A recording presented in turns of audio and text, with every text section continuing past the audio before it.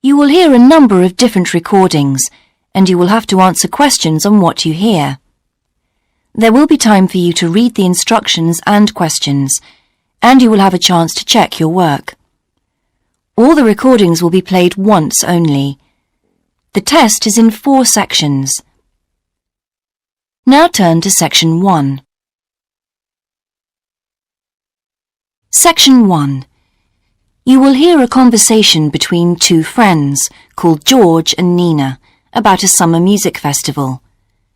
First, you have some time to look at questions 1 and 2.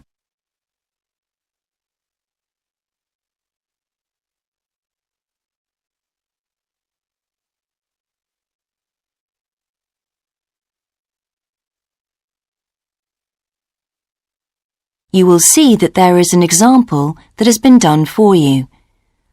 On this occasion only, the conversation relating to this will be played first. Hi, George. Glad you're back. Loads of people have phoned you. Really? I felt just like your secretary. Sorry. I went into the library this afternoon to have a look at a newspaper and I came across something really interesting. What? A book? No, a brochure from a summer festival, mainly Spanish music. Look, I've got it here. George says that he found a brochure from a festival, so B has been circled as the answer. Now we shall begin. You should answer the questions as you listen, because you will not hear the recording a second time.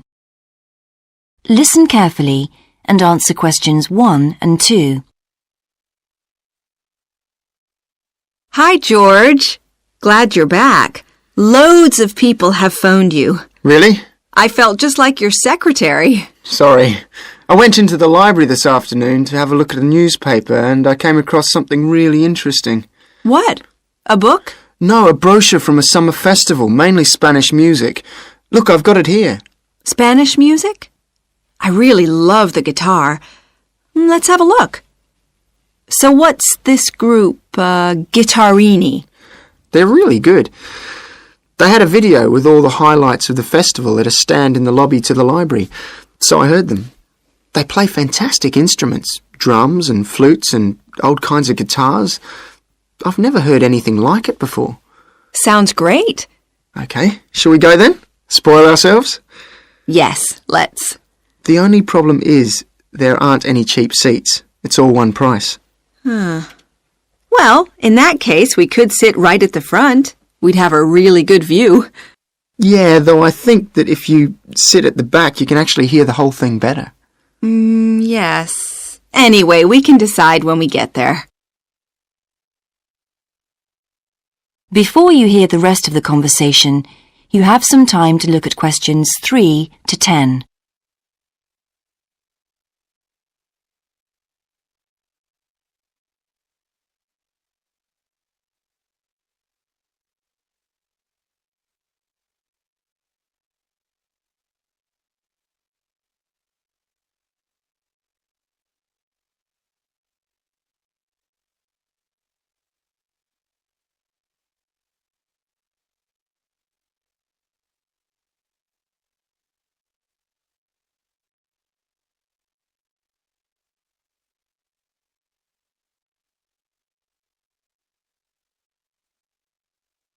Now listen and answer questions 3 to 10.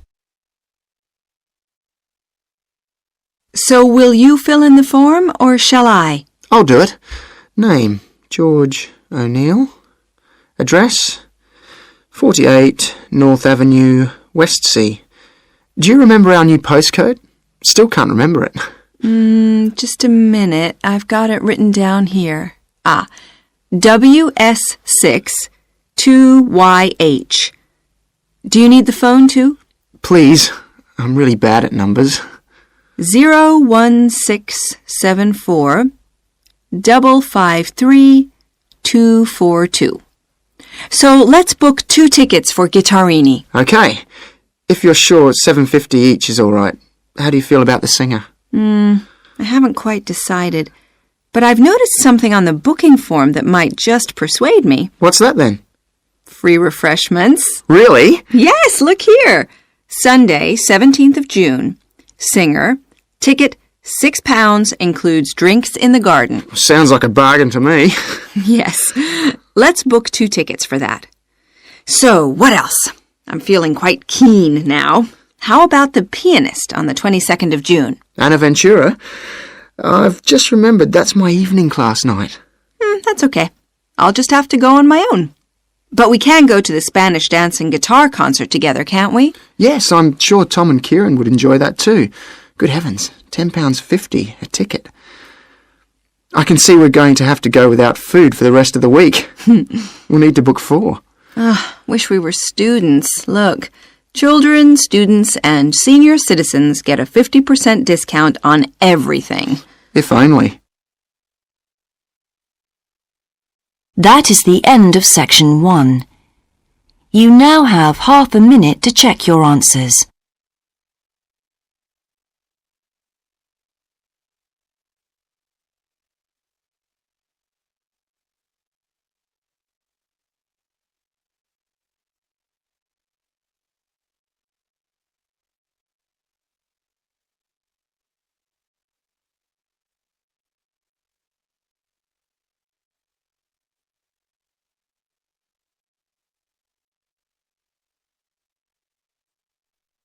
Now turn to section 2.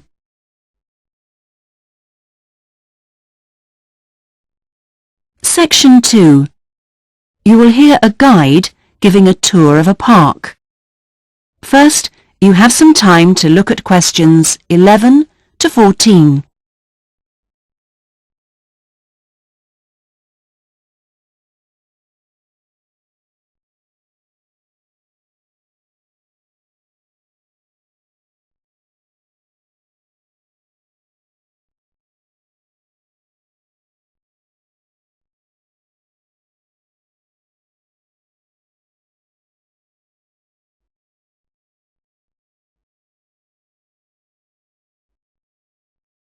Now listen carefully and answer questions 11 to 14. Welcome to all of you. Can everybody see and hear me? Good. I'm Sally, your guide for this tour of the Bicentennial Park. I hope that you're all wearing your most comfortable shoes and that you can keep up the pace. So, let's get underway on our tour around this wonderful park. I'll start today with some general background information. There used to be a lot of factories in this area until the 1960s. Creating the park required the demolition of lots of derelict buildings on the site, so most of the exciting park space all around you was originally warehouses and storehouses. The idea of building a public park here was first discussed when a property developer proposed a high-rise housing development, but the local community wasn't happy. If the land was to be cleaned up, they wanted to use the site for recreation. Residents wanted open space for outdoor activities rather than housing or even an indoor sports complex. Now, to the Bicentennial Park itself. It has 2 areas, a nature reserve and a formal park with man-made features and gardens. The tall blue and white building in front of us is called the Tower and is the centre point for the formal gardens. It stands 12 metres high, so follow me up the stairs to where we can take advantage of the fantastic views. Before you hear the rest of the tour, you have some time to look at questions 15 to 20.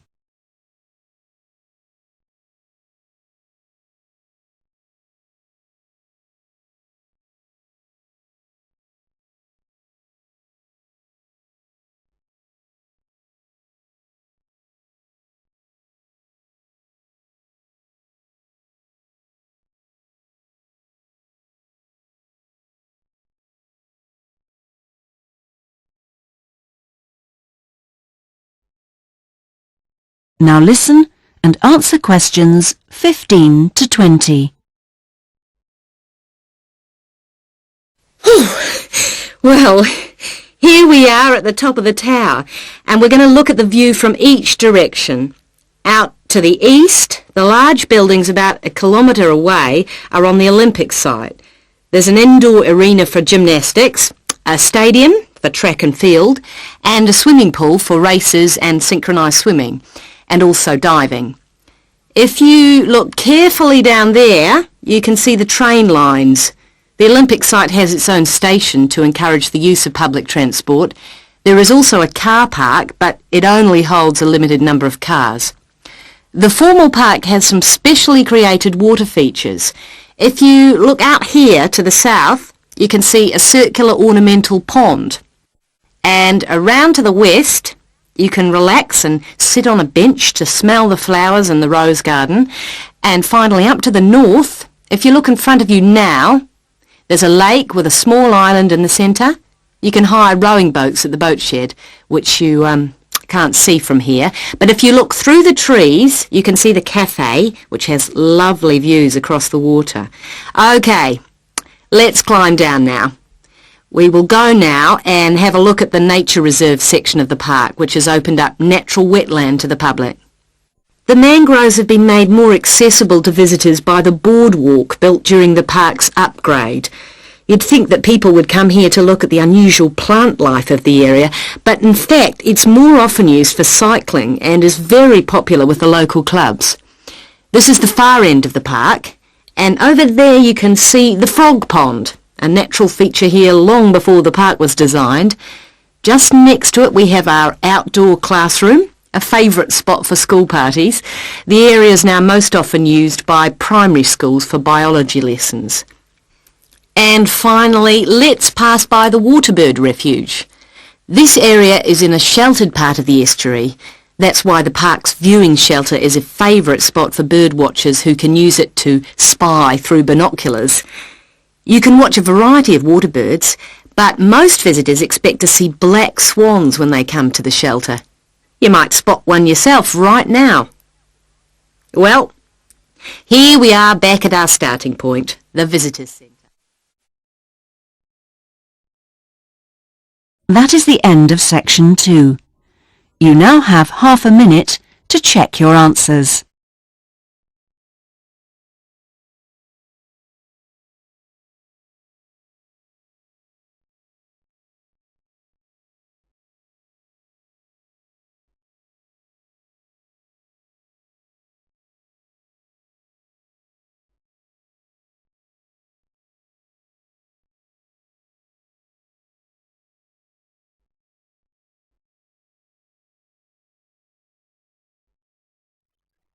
Now turn to section 3.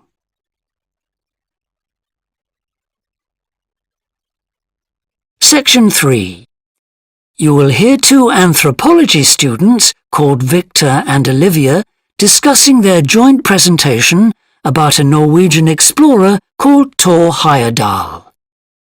First, you have some time to look at questions 21 to 24.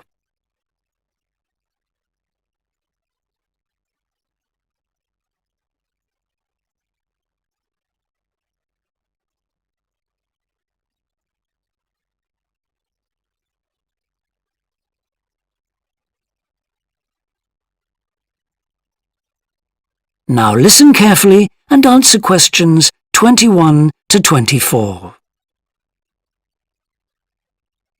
Right, well, for our presentation, shall I start with the early life of Thor Heyerdahl? Sure. Why don't you begin with describing the type of boy he was, especially his passion for collecting things? That's right. He had his own little museum. And I think it's unusual for children to develop their own values and not join in their parents' hobbies. I'm thinking of how Heyerdahl wouldn't go hunting with his dad, for example. Yeah, he preferred to learn about nature by listening to his mother read to him. And quite early on, he knew he wanted to become an explorer when he grew up. That came from his camping trips he went on in Norway, I think. No, it was climbing that he spent his time on as a young man. Oh, right. After university, he married a classmate, and together they decided to experience living on a small island to find out how harsh weather conditions shaped people's lifestyles. As part of their preparation, before they left home, they learnt basic survival skills like building a shelter. I guess they needed that knowledge in order to live wild in a remote location with few inhabitants, cut off by the sea, which is what they were aiming to do. An important part of your talk should be the radical theory Heyerdahl formed from examining mysterious ancient carvings that he happened to find on the island. I think you should finish with that. Okay. Before you hear the rest of the discussion, you have some time to look at questions 25 to 30.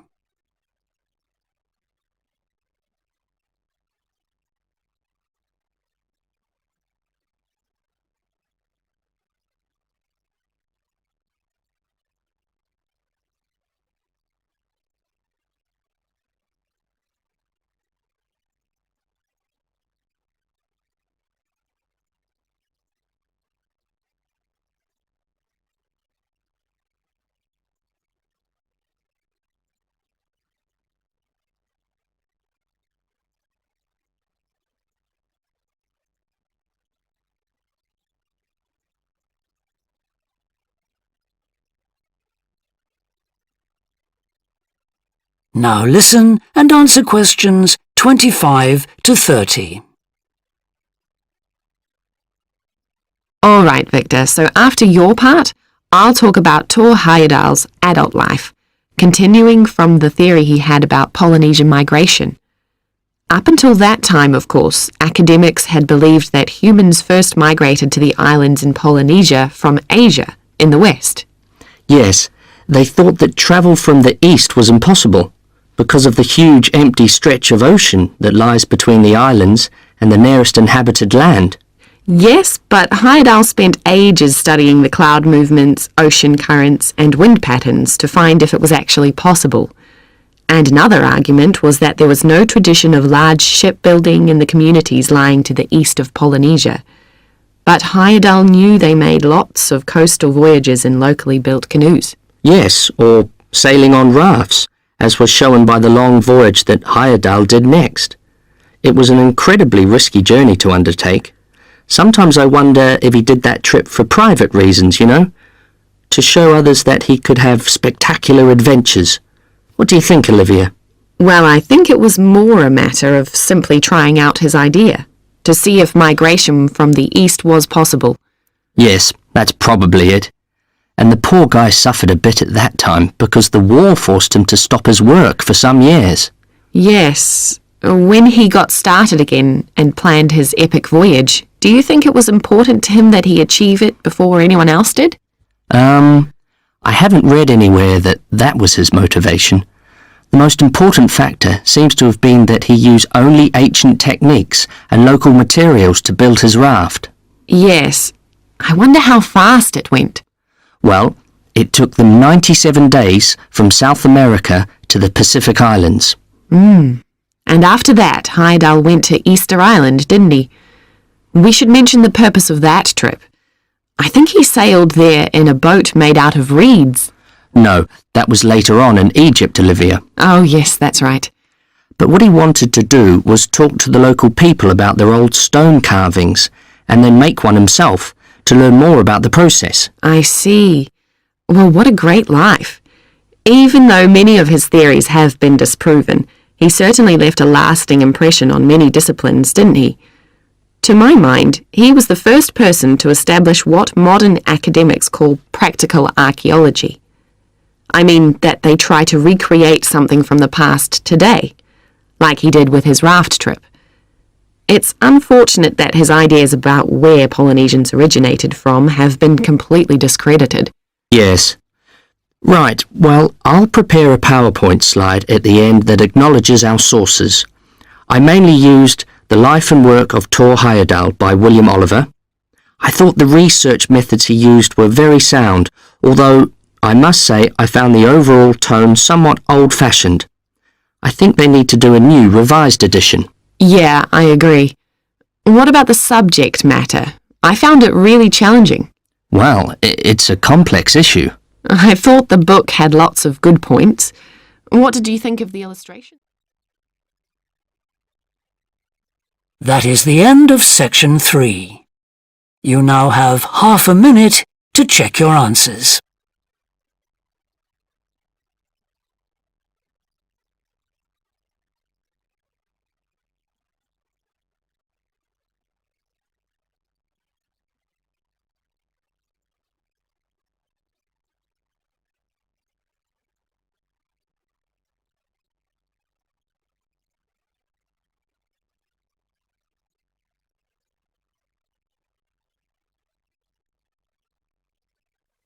Now turn to section 4.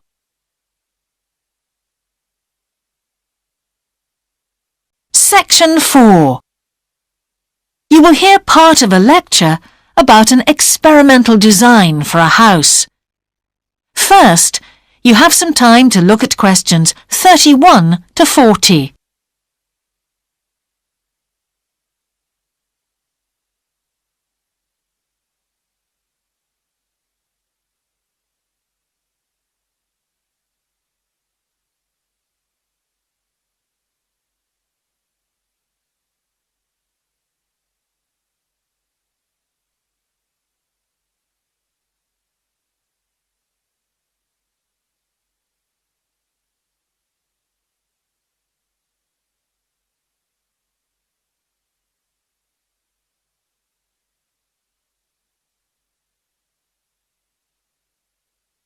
Now listen carefully and answer questions 31 to 40.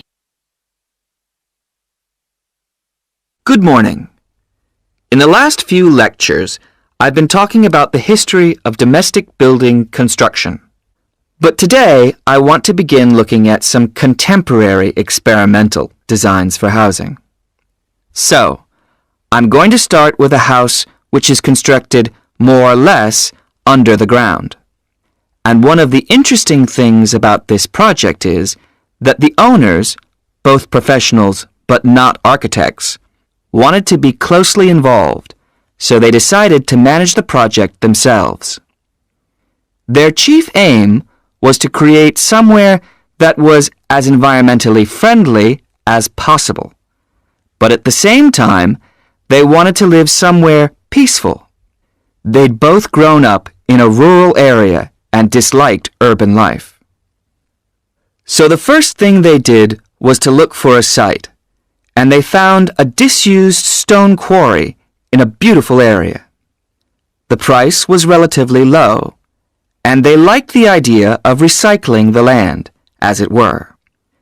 As it was, the quarry was an ugly blot on the landscape, and it wasn't productive any longer either. They consulted various architects and looked at a number of designs before finally deciding on one. As I've said, it was a design for a sort of underground house, and it was built into the earth itself, with 2 stories. The north, east, and west sides were set in the earth, and only the sloping south-facing side was exposed to the light. That was made of a double layer of very strong glass. There were also photovoltaic tiles fixed to the top and bottom of this sloping wall. These are tiles that are designed to store energy from the sun, and the walls had a layer of foam around them too to increase the insulation.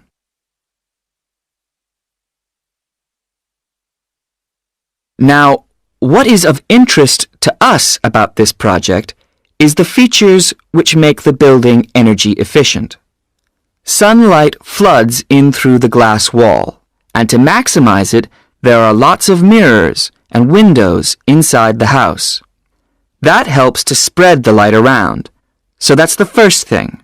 Light is utilized as fully as possible. In addition, the special tiles on the outside convert energy from the sun and generate some of the house's electricity. In fact, and it is possible that in future the house may even generate an electricity surplus, and that the owners will be able to sell some to the national grid. As well as that, wherever possible, recycled materials have been used.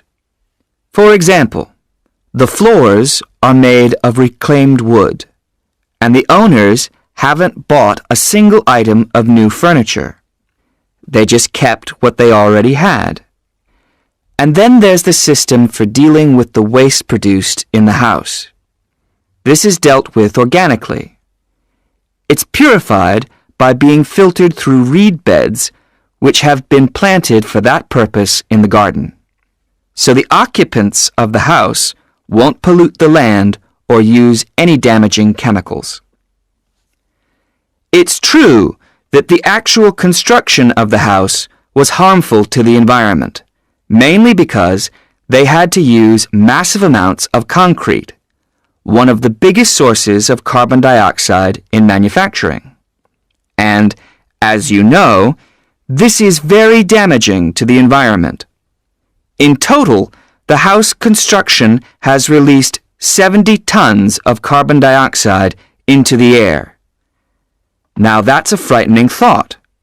However, once the initial debt has been cleared, and it's been calculated that this will only take 15 years, this underground house won't cost anything, environmentally I mean, because unlike ordinary houses, it is run in a way that is completely environmentally friendly.